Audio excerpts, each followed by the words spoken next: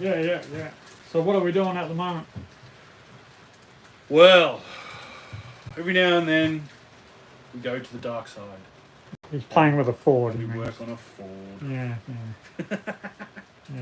So we're doing the hood lining for my car, which is a nice suede or it's a Velour. Velour, sorry. They have finally, after many years, re-released Velour. Yep. We haven't had it for ages, and it was massive through the 90s. Really big in the 90s, like when I had my trim shop back in the early 2000s. It was still a big thing too then, but then it disappeared, and we haven't been able to get it, and now we get it again. So.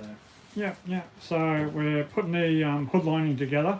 We were at AJ's Mods this morning, and we fixed up the trap door for the back of the van, which I'll show you tomorrow. But that's all been done, and what else? We've all got the panel for the back, so we can start decking out the back area with all the cabinets and everything, didn't we? Yeah, we did. Yeah, we got a sheet of ply to start cutting and that next time. So we want to get the hood lining in, and at that point we will then figure out how we're going to do the rest of the boxing in at the back. We've got a roof console over there that we've started building. Yep, so I'll show you that over here. So this here, even though it doesn't look like much at the moment, is going to be the roof console, which we've got 6 buttons that have got to go into it too, which are switches. Yeah, we're going to have some just above switches, panel for your, a little nook for your head, your sunglasses and bits and pieces.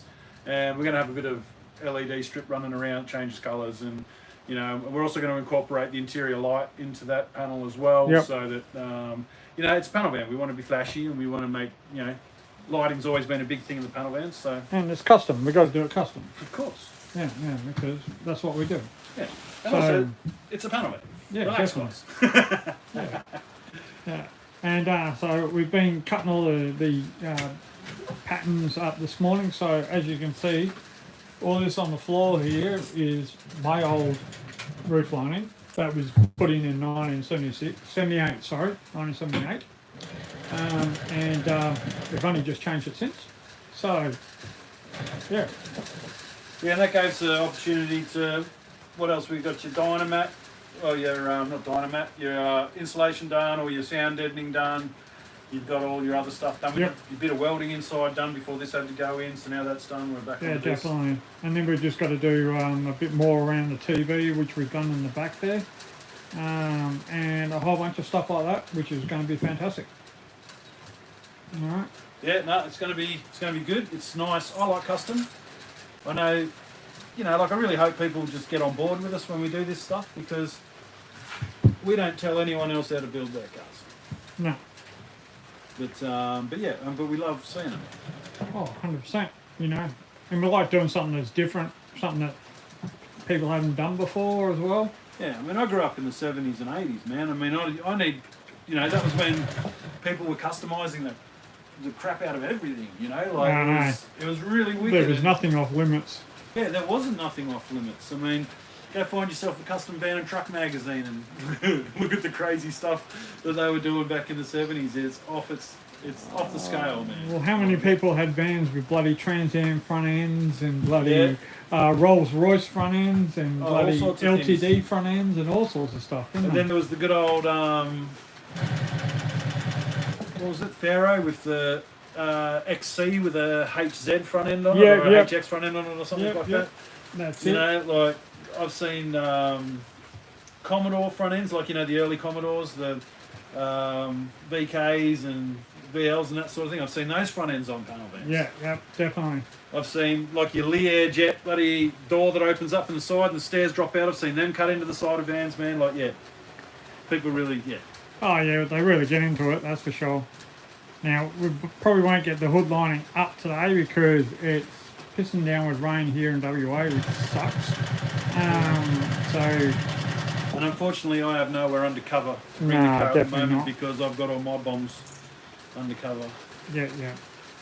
But we're getting one's going to AJ Mods soon. Correct, which is Anthony.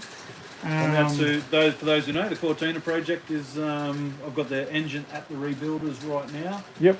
And so that's underway. I've got people lined up to help me with the intercooler piping and things like that. Yep. And yeah, pretty much I've got most of the things I need now. And yeah, it's just a matter of just keep putting it together, and hopefully in 6 months or so we'll have a on the road. Yeah, 100%. 100%. So, and that's going to be a good thing. And yeah, we've got, what is it? You've got your HQ, but that's stalled at the moment because we're waiting on the Cortina stuff to get done first. Let's not talk about that. Yeah, okay, fair enough. But look, it's okay. So first world problems, right? I've had to make the decision of putting all my efforts into the Cortina because it's the closest thing to being running.